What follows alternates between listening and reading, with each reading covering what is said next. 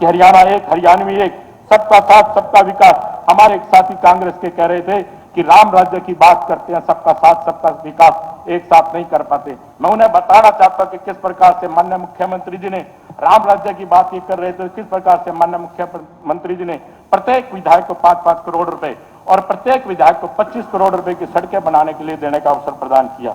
वहीं मैं आपको बताना चाहूंगा कि जिस प्रकार से मां शबरी ने राम से कहा कि जब राम मां शबरी के पास पहुंचे और कहा कि राम, अगर तुम्हें रावण का वध ना करना होता तो तुम शायद मेरे पास ना आते।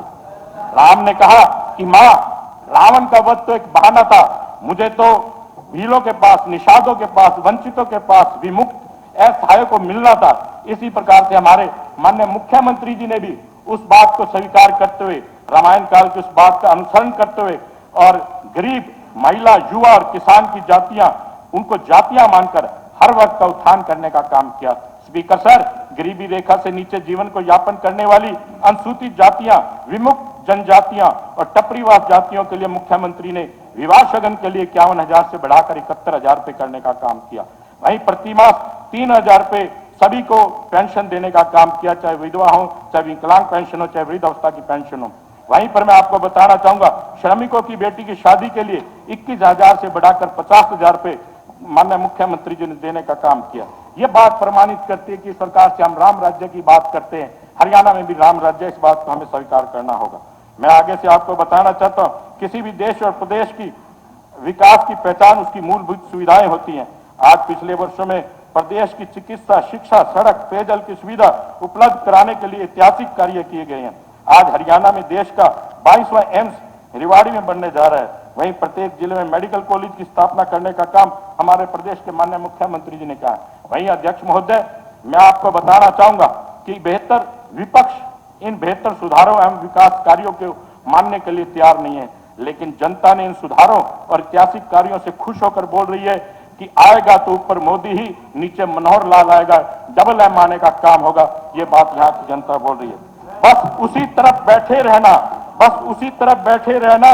शायद ये किस्मत अब तुम्हारी है, 2 बार बैठकर दुखी क्यों, अब तीसरी बार की बारी है।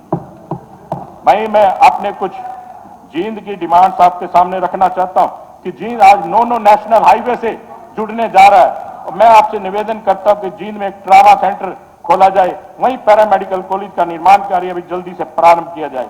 जींद जयंती मंदिर के सामने सिटी पार्क कम्युनिटी सेंटर का प्रस्ताव यूएलबी के हेड ऑफिस में है, उसे भी स्वीकृति प्रदान की जाए। जींद शहर के सीवरेज की व्यवस्था को दुरुस्त करने के लिए 5 MLD STP स्थापित किया जाए। अहिरका गांव में प्रस्तावित सब सेंटर की स्वीकृति प्रदान की जाए।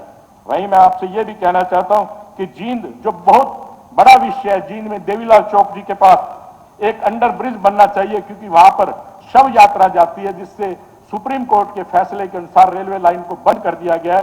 शव यात्रा को ले जाने में बहुत दिक्कत आती है, तो इसका भी हेड ऑफिस दिल्ली में बात कर उसका अंडर ब्रिज बनाया जाए। और 21 जलालपुर कला, खुर्द, इट्टल कला, जयजवान, ढांडाखेड़ी, जुलानी, संगतपुरा की पेयजल व्यवस्था के लिए भी एक क्लस्टर परियोजना को मंजूर किया जाए।